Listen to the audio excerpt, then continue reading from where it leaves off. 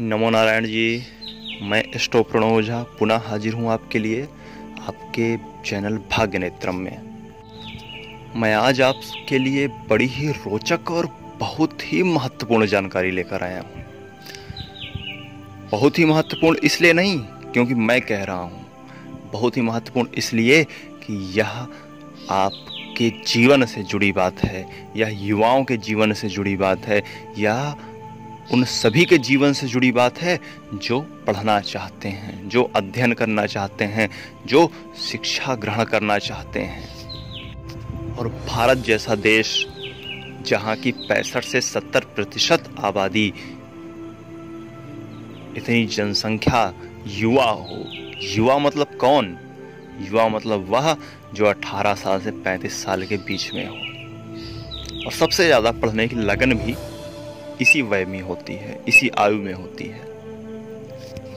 यूं तो पढ़ने की कोई उम्र नहीं होती, लोग आजीवन पढ़ते रहते हैं, हमेशा अध्ययन करते रहते हैं, परंतु यह उम्र एक विशेष होती है जब आपके लक्ष्य, जीवन के लक्ष्य जो हैं, हमारी सफलता असफलता जो है वह पढ़ाई से, शिक्षा से संबंधित होती है। हमारा रोजगार जो है वह हमारी शिक्षा पर डिपेंड करता है, इसी पर निर्भर होता है।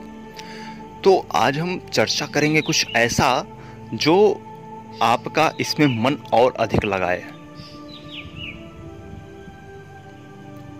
समस्या होती है कि पढ़ाई में मन नहीं लगता।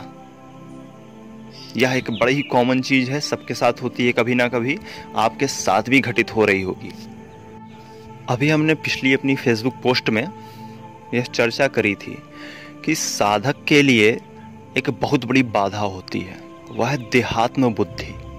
तो देहात्म बुद्धि है क्या? कि जैसे ही पूजा पाठ करने बैठे, ध्यान करने बैठे, वैसे ही हमें तरह तरह की चीज़ें महसूस होने लगी। जैसे कि शरीर में खुजली सी चालू हो गई। और क्या हुआ? कोई बात दिमाग में चलने लगी, लघु शंका या दीर्घ शंका का प्रकोप आ गया। इसके अलावा क्या हुआ? हम एक तरह से बैठ नहीं पा रहे हैं। तो यह जो विद्यार्थी जीवन है या किसी साधक के जीवन से कम कठिन नहीं है। यदि वहां पर साधक 8, 10, 12 घंटे तपस्या करता है तो यहाँ पर भी विद्यार्थी 6, 8, 10, 12, 14, 16 घंटे तक की नियमित दिनचर्या है उनकी पढ़ाई की, तब जाकर वह सफलता पाते हैं। परंतु समस्या क्या है? पढ़ाई में मन नहीं लग रहा। पढ़ना आवश्यक है, सेमेस्टर एग्जाम्स या फिर आपके तरह तरह की परीक्षाएं आपके सिर पर हैं, लेकिन हमारा पढ़ाई में मन नहीं लग रहा। तो यह चमत्कारिक उपाय उसी वास्ते है कि कैसे आपका रुझान पढ़ाई में अधिक हो, कैसे यह बाधाएं दूर हों, यह उसी लिए है। आप सभी जानते होंगे कि गणेश जी जो प्रथम पूज्य हैं, उनको दूर्वा बड़ा प्रिय है ना? तो यह उपाय भी गणेश जी को दूर्वा समर्पित करने संबंधी है। परंतु यहाँ पर एक फेर है कि जो प्रक्रिया है उसमें अंतर है कि कैसे चढ़ाना है और कब चढ़ाना है, किस विधि से चढ़ाएं कि हमें यह लाभ हो। तो आप में से बहुत से लोग दूर्वा जानते होंगे, जो नहीं जानते मैं उनके लिए अन्य नाम भी बता दे रहा हूं ताकि उन्हें ढूंढने में आसानी हो। दूर्वा को दूब भी कहते हैं, दूबड़ा भी कहते हैं, मारवाड़ी में इसे ध्रो कहते हैं। ध्रो जैसे ब्रो होता है ना, वैसे ध्रो। गुजराती में क्या कहते हैं? धोला ध्रो। अंग्रेजी में इसका नाम कोचग्रास है। दूर्वा का वैज्ञानिक नाम साइनोडॉन डैक्टिलॉन है। यह 2 प्रकार की पाई जाती है, एक श्वेत और एक हरित। एक सफेद दूब, एक हरी दूब। तो अब हम अपने उपाय के बारे में चर्चा करें उससे पूर्व हम थोड़ा सा पौराणिक संदर्भ देखते हैं कि गणेश जी से दूर्वा का संबंध कहाँ से है, वह कैसे है। इसके संदर्भ में जब हम खंगालते हैं गणेश पुराण, तब हमें इसकी कथा प्राप्त होती है। क्या हुआ कि अनलासुर नाम का एक बड़ा भीषण दैत्य था। अनलासुर मतलब ऐसा असुर जो अनलमय हो। अनल क्या है? अग्नि, फायर। तो ऐसा राक्षस जो अग्निमय था, ज्वलनशील था, ऐसा भीषण। तो उसने बड़ा उत्पात मचा रखा था, तीनों लोकों में त्राही त्राही मचा रखी थी। ऐसी प्रचंड अग्नि थी उसमें कि स्वयं अग्निदेव तक उससे कांपते थे। तीनों लोकों में उसने ऐसा उत्पात मचाया कि देव, दानव, यक्ष, गंधर्व, किन्नर सभी कंपित हो गए उससे। सभी देवी देवता त्राहिमाम करते हुए भोलेनाथ के पास पहुंचे। उनकी स्तुति की, उन्हें प्रसन्न किया और प्रार्थना की कि प्रभु आप ही इसका कोई उपचार करो। भोलेनाथ तो भोले हैं, उनसे ऋषियों का, देवताओं का यह संताप देखा ना गया। उन्होंने कहा ठीक है, हमारा पुत्र गणेश जो है वह इसका संहार करेगा। चूंकि अनलासुर को किसी अन्य प्रकार से मारा नहीं जा सकता, तो इसे निगला जा सकता है, लीला जा सकता है। ठीक उसी प्रकार जिस प्रकार हनुमंत ने सूर्य को लील लिया था, शंभु ने शुक्र को लील लिया था, अगस्त्य ऋषि समुद्र का पान कर गए थे। ठीक उसी प्रकार अनलासुर को तभी नष्ट किया जा सकता है जब उसे कोई निगल जाए।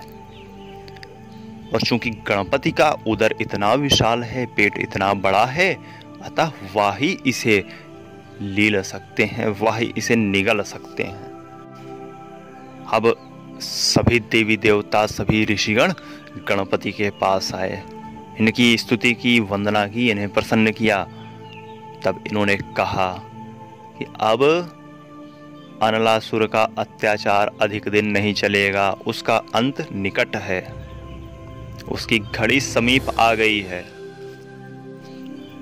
दोनों में भीषण संघर्ष आरंभ हुआ जो बहुत समय तक चला और अंत में गणपति ने उसे निगल लिया। अब अनलासुर इतना अग्निमय है, इतना तेजवान है कि गणपति के, गणेश जी के उदर में, पेट में जलन होने लगी। अश्विनी कुमार समेत समस्त वैद्यों ने, धन्वंतरि ने, आदि ने नाना प्रकार से उपचार किया, परंतु कोई भी राहत ना मिली। वह जलन, वह पीड़ा बढ़ती ही रही। अंत में कश्यप ऋषि ने दुर्वा की 21 गांठें बनाकर गणपति को खिलाई। उन दुर्वा की 21 गांठों को खाते ही गणपति के उदर में जो भी शमन था, जो भी जलन थी, जो भी विकार था, वह समाप्त हो गया। प्रसन्न होकर गणपति ने यह कहा कि आज से लेकर अनंत तक मुझे दुर्वा अत्यंत प्रिय रहेगी। जो भी इसे जिस भी मनोकामना के साथ एवं विशेष पद्धति के साथ मुझे समर्पित करेगा, मैं उसे मनोवांछित फल दूंगा। मजेदार बात देखिए, पुराणों ने बातों ही बातों में हमें एक बहुत बड़ी औषधि दे दी। आज भी पेट के विकारों के लिए, उदर संबंधी रोगों के लिए, डाइजेशन संबंधी दिक्कतों के लिए, गैस, अजीर्ण आदि के लिए आयुर्वेदिक दवाओं में दूर्वा का बहुत बड़ा महत्व है। बहुत सी दवाएं उससे बनती हैं, उसका जो औषधीय पहलू है वह अत्यधिक है। इसके अलावा मतांतर में ऐसी भी कथाएं हैं कि राजा जनक और कुबेर जी, इन दोनों को भी बड़ा मद हो गया था अपनी शक्ति पर, अपने ऐश्वर्य पर। तो इनका भी घमंड तोड़ने के लिए गणपति ने इनके यहाँ भोजन करना स्वीकार किया था।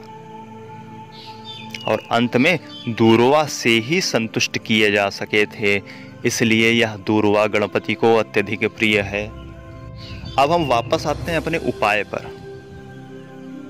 तो ध्यान रखिएगा, यह उपाय विद्यार्थियों के लिए है, उन सभी के लिए है जो शिक्षार्थी हैं, जो ज्ञान लाभ लेना चाहते हैं, जो ज्ञानार्जन करना चाहते हैं, जो सदैव कुछ ना कुछ सीखते रहना चाहते हैं, परंतु उनका मन नहीं लगता। यह बहुत ही प्रभावशाली उपाय है। इसे मैंने अभी कुछ दिनों पूर्व ही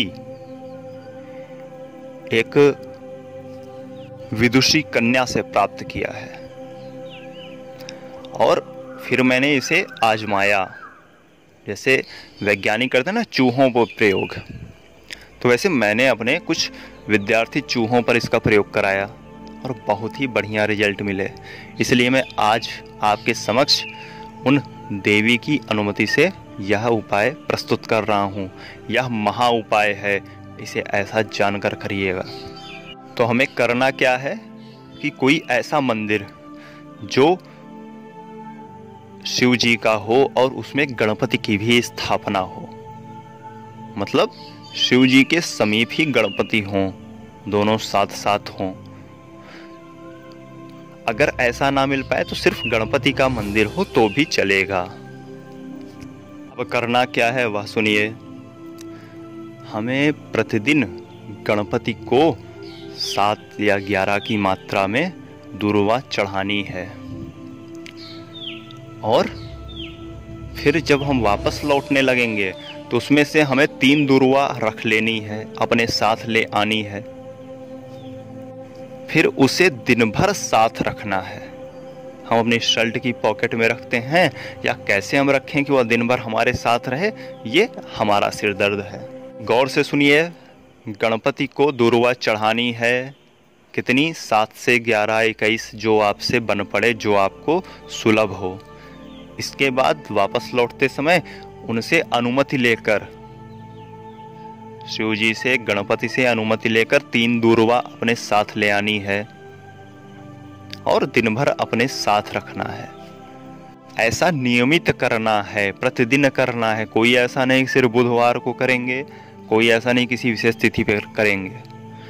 इसे नियमित करना है और ऐसा करते हुए जब ही आपको 21 दिन, 30 दिन, 40 दिन होगा, आपको अनुकूलता दिखने लगेगी, पहले से अधिक सकारात्मकता दिखने लगेगी। यह बात तय है। अब कुछ विशेष बातें जान लीजिए कि विशेष क्या है, इसमें आवश्यक सावधानियां क्या है। तो दूर्वा को गणेश जी के मस्तक पर ही चढ़ाना है, चरणों में नहीं चढ़ाना। फिर से सुनिए, पुनः कहता हूँ, दूर्वा को गणेश जी के मस्तक पर ही चढ़ाना है। दूसरा यह ध्यान रखना है कि दूर्वा सूखी हुई ना हो, ताजी मिल सके। किसी मंदिर के प्रांगण में या किसी बगीचे से ली गई हो, वहाँ पर गंदा पानी ना बहता हो, ऐसी जगह से ना ली जाए जहाँ पर गंदा पानी बहता हो, यह ध्यान देना है। तीसरा यह ध्यान देना है कि जो दूर्वा हम चढ़ा रहे हैं वह त्रिदल युक्ता हो, अर्थात 3 पत्तों से युक्त हो, 3 पत्तों वाली हो। चौथी बात यह कि जब आप दूर्वा अर्पित कर रहे हो, दूर्वा समर्पित कर रहे हो गणपति को, तो इस मंत्र का जप करें तो सर्वश्रेष्ठ होगा।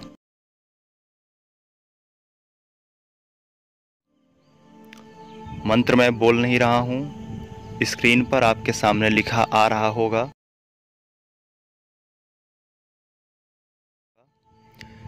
इसके अलावा नीचे डिस्क्रिप्शन बॉक्स में भी हमने मंत्र दे दिया है। मंत्र मैं बोल क्यों नहीं रहा हूँ, यह रहस्य कभी अन्य उद्घाटित करूँगा। तो यह उपाय आप करिए। कोई इसको छोटा मत समझिए कि साधारण सा उपाय है, कहीं नेट से लिया गया या कहीं से अन्य, या बहुत ही कारगर उपाय है। हमने आजमा कर देखा है, इसलिए आपको बता रहे हैं। तो दोस्तों, हम विद्यार्थियों के लिए, हम शिक्षार्थियों के लिए, हम स्टूडेंट्स के लिए कुछ आवश्यक या कुछ चमत्कारिक व्रत भी ला रहे हैं। वह भी आपको अगले 4-6 दिनों में प्राप्त हो जाएंगे। इसके अलावा हमारी जो राशियों की सीरीज आ रही है उसमें भी हम कुछ आवश्यक टिप्स या कुछ चमत्कारिक उपाय, कुछ अच्छे उपाय भी ऐड करेंगे। तो आप चैनल के साथ बने रहिए और हमें अपने सुझाव या अपनी सलाह जो है या जिन भी टॉपिक्स पर आप वीडियो चाहते हैं उन्हें अवश्य कमेंट बॉक्स में बताया करिए। आज का जो महा उपाय लाया हूँ मैं, वह लोगों के निरंतर कहने के बाद ही लाया हूँ, अतः आप भी कहने में कोई संकोच ना करें। तो अब हमें अनुमति दें, खोज करें, अनुभव करें और आनंद को प्राप्त हो जावें। लाइक करें, शेयर करें और सब्सक्राइब करके जुड़ जावें। श्री राधे।